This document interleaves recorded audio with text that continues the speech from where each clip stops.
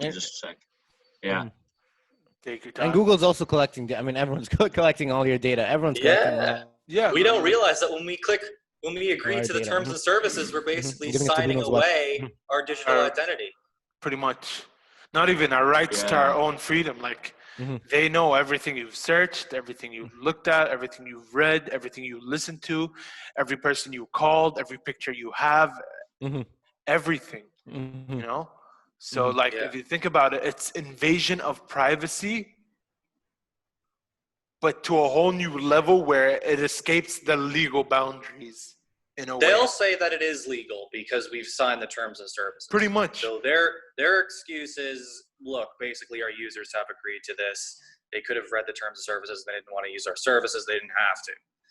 But since they have sort of a little bit of a monopoly on social media and wherever else, whatever platform, it's like if you're not connected to these platforms, you're kind of like divorced from digital civilization in a way. It's not just this. See, they say it's your choice. If you don't want to, just drop your phone, drop everything. Can any of us here in this call survive one day without our phone? I mean, we're on them right now. Yes, just to talk to each other. Right? So it's like, I don't know. It's sort of like saying, if you're not there, no, how can I? There's almost like a peer pressure for it. You don't want to be the one friend who's not on Facebook. Everyone else is otherwise. I mean, it's sort of like everyone else is hanging out without you if you're not on it. Pretty much, yeah.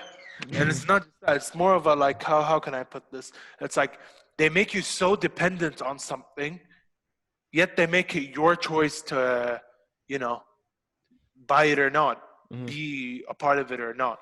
Sort of like living on your own, If you don't pay for your food, you're going to starve to death. So it's the same, but with phones and information and data.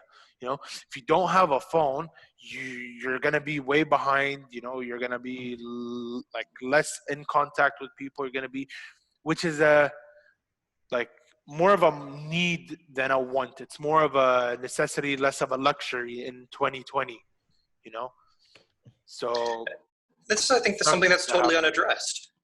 When we talk about goods and services, basically the classically liberal argument is that human beings we're all rational actors. We're all autonomous beings that can make our own decisions. So we don't take into account the psychological effects of the goods and services that are offered to us. And that, I think, should be considered with consumer protection. Like, what does this do to a person? Facebook, being on Facebook or being on whatever social media platform, what kind of psychological effects is it having, and should that in and of itself be addressed and regulated for the safety of our citizens?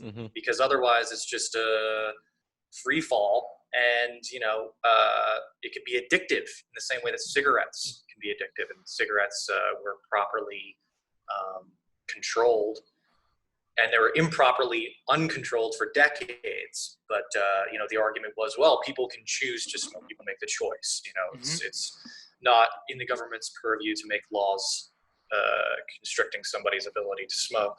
And my argument is, well, if inherent within the product itself is the creation of a psychological dependence, then perhaps it is something that needs to be more tightly regulated to account for the safety of all of us. But by who? Who's going to regulate? That's a good question. Democratically, I would think democratically. But that's a big problem that people have brought up to me when I talk about regulation and government interference. Is like, specifically in the United States, our government is incredibly corrupt. So if we go ahead. Oh, I was going to say, I think we should have something similar to like the SEC, where it's a government created institution that then has the power to sort of give some oversight onto this new arising industry. Rather than, and I think that, to me, that would be much more preferable than having. I mean, I've seen. I guess you mentioned earlier that Twitter had their own process of providing more truth, and that sounds great as long as I think they're doing it responsibly. I still don't know if I trust Twitter or Facebook or anyone with that sort of control if it's not coming from some sort of government institution.